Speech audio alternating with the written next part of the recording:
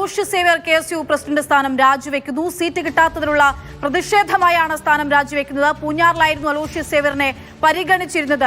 അമൽ തേനപറമ്പിൽ ചേരുകയാണ്. അമൽ, Aloysius Xavier പൂഞ്ഞാറിലെ എന്നുള്ള പരിഗണന വന്നിരുന്നു. ആ തലത്തിൽ അലോഷ്യസിനെതിരെ അവിടെ പോസ്റ്ററുകൾ പ്രത്യക്ഷപ്പെട്ടിരുന്നു. അങ്ങനെ സജീവ പരിഗണനയിലാണ് എന്നിരിക്കുന്നതിനിടയിലാണ് ഇപ്പോഴിതാ ഈ സീറ്റില്ലാത്തതിൽ രാജിവെക്കുന്നു KSU എന്ന വിദ്യാർത്ഥി പ്രസ്ഥാനത്തിന്റെ അധ്യക്ഷൻ എന്നുള്ള വിവരം വരുന്നത്. അതായത് KSUവിൽ വരെ ഈ സീറ്റിനെ ചൊല്ലിയുള്ള സംഘർഷം, കലഹം ഉണ്ടാവുകയാണ്. എന്താണ് സംഭവിക്കുന്നത്?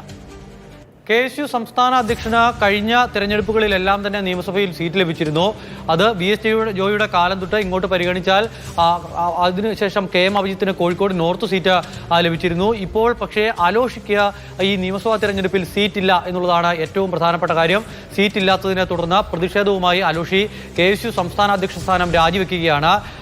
അലോഷ്യസ് സേവ്യറിനെ പരിഗണിച്ചിരുന്നത്, അലോഷി ലക്ഷ്യം വെച്ചിരുന്നത് ഇടുക്കി സീറ്റ്, അതോടൊപ്പം തന്നെ പീരുമേട് സീറ്റ്. ഏറ്റവും ഒടുവിൽ ആ രണ്ട് സീറ്റുകളിലും പ്രതീക്ഷ നഷ്ടപ്പെടുന്നു എന്നൊരവസ്ഥയായപ്പോഴാണ് പൂഞ്ഞാറിലേക്ക് അലോഷിയെ പരിഗണിച്ചത്. അലോഷി ഫ്ലക്സ് അടക്കം അടിച്ചു തുടങ്ങിയിരുന്നു എന്നുള്ളതാണ് ഏറ്റവും പ്രധാനപ്പെട്ട കാര്യം. തൊടുപുഴയിൽ ഇന്നലെ മത്സരിക്കാനുള്ള എല്ലാ തയ്യാറെടുപ്പുകളും അലോഷി നടത്തിയിരുന്നു.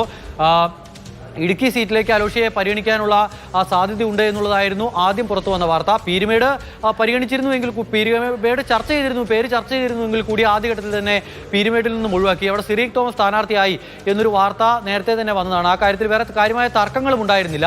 പിന്നീട് ഇടുക്കി സീറ്റാണ്. ഇടുക്കി സീറ്റിൽ റോയ് കെ പോലോസ് സ്ഥാനാർത്ഥിയായി എത്തുന്നു.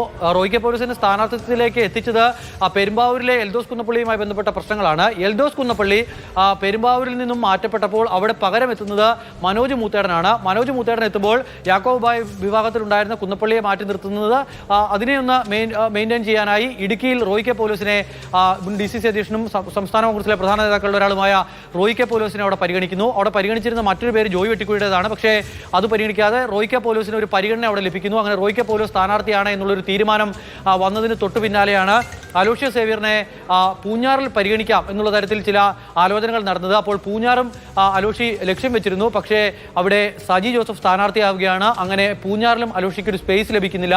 മറ്റ് സീറ്റുകളിലെല്ലാം പ്രധാനപ്പെട്ട നേതാക്കൾ കാഞ്ഞിരപ്പള്ളി ആണെങ്കിലും അല്ലെങ്കിൽ ഏറ്റുമാനൂരാണെങ്കിലും ആ സീറ്റുകളിലേക്കൊക്കെ നേതാക്കന്മാരുടെ പേരുകൾ ഒറ്റപ്പേരിലേക്ക് എത്തി. അത് ചർച്ച അവസാനിച്ചു കഴിഞ്ഞിരിക്കുന്നു. അപ്പോൾ ഒരു ക്ലോസ്ഡ് ചാപ്റ്ററാണ്. അതിനാൽ തന്നെ അലോഷിക്ക് ഈ തെരഞ്ഞെടുപ്പിൽ മത്സരിക്കാൻ സീറ്റില്ല. അതിൽ പ്രതിഷേധിച്ച് രാജിക്കുകയാണ്. യുവ പ്രാതിനിധ്യം വലിയ തോതിൽ തന്നെ ആദ്യഘട്ട സ്ഥാനാർത്ഥി പട്ടിക വന്നപ്പോൾ തന്നെ ഉള്ള ഒരു കോൺഗ്രസിന്റെ സ്ഥാനാർത്ഥി പട്ടികയാണ് ആദ്യഘട്ടത്തിൽ വന്നതെന്നുള്ള ഒരു സംശയമാണ് നമുക്ക് പറയാൻ സാധിക്കുന്നതാണ്. അതിൽ യുവാക്കൾ ഉണ്ടായിരുന്നു.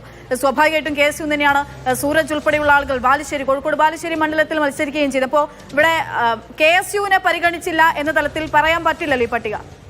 KSUവിനെ അല്ലെങ്കിൽ യൂത്തിനെ പരിഗണിച്ചില്ല എന്ന് പറയാൻ കഴിയുന്ന ഒരു പട്ടികയല്ല ആദ്യഘട്ടത്തിൽ പുറത്തു വന്നിരിക്കുന്നത്. ഇനിയിപ്പോൾ രണ്ടാം ഘട്ടത്തിൽ വരാനിരിക്കുന്ന പട്ടികയിലാണ് എങ്കിൽ കൂടി വാമനപുരത്ത് അലോഷ്യസ് സേവ്യർ ഉണ്ട്. അതോടൊപ്പം തന്നെ ഈ പറയുന്ന ഒരു യൂത്ത് കോൺഗ്രസ് എന്നതിനൊക്കെ അപ്പുറത്തേക്ക് കുറച്ചുകൂടി വരും. KPCC ഭാരവാഹിത്വത്തിലേക്ക് എത്തിയെങ്കിൽ കൂടി M. ലിജു തുടർച്ചയായി വീണ്ടും മത്സരിക്കാൻ ഒരുങ്ങുകയാണ്. അത്തരത്തിൽ പല സീറ്റുകളിലും അത്തരത്തിൽ യുവാക്കളെ പരിഗണിക്കുന്നുണ്ട് എന്നുള്ളതാണ്. മുത്താര രാജ് ഇപ്പോൾ സ്ഥാനാർത്ഥിയായി എത്തുന്നു ചാത്തന്നൂരിൽ. അതോടൊപ്പം തന്നെ VT സൂരജ് നേരത്തെ പറഞ്ഞതുപോലെ സ്ഥാനാർത്ഥിയാകുന്നു. അലോഷ്യസ് സേവ്യർ സ്ഥാനാർത്ഥിയാകുന്നു. അബ്ദുൾ റഷീദ് സ്ഥാനാർത്ഥിയാകുന്നു. അതോടൊപ്പം തന്നെ ഇനി വരാനിരിക്കുന്ന പട്ടികയിലും കണ്ണൂരിലെ 1-2 സീറ്റുകളിൽ യുവപ്രാതിനിധ്യം ഉണ്ടാകും എന്നുള്ളത് പ്രതീക്ഷിക്കുകയാണ്. സന്ദീപ് വാര്യർ സ്ഥാനാർത്ഥിയായി എത്തുന്നു. അത്തരത്തിൽ യുവപ്രാതിനിധ്യം ലഭിച്ചിട്ടുണ്ട്. വിദ്യാ ബാലകൃഷ്ണൻ സ്ഥാനാർത്ഥിയാകുന്നു. അങ്ങനെ യുവപ്രാതിനിധ്യം ഉണ്ടോ എന്ന് ചോദിച്ചാൽ യുവപ്രാതിനിധ്യമുണ്ട്. പക്ഷേ KSUവിന്റെ പട്ടികയിൽ എത്ര പേരുണ്ട്? ഒരു കുറച്ചധികം ആളുകളുടെ പേരെഴുതിയ ഒരു പട്ടികയ്ക്ക് KSU കൈമാറിയിരുന്നു. പക്ഷേ ആ പട്ടികയിൽ സംസ്ഥാന അധ്യക്ഷനെ തന്നെ തഴയുന്നു എന്നുള്ളതാണ് ഏറ്റവും പ്രധാനപ്പെട്ട കാര്യം. സംസ്ഥാന അധ്യക്ഷന് സീറ്റില്ല.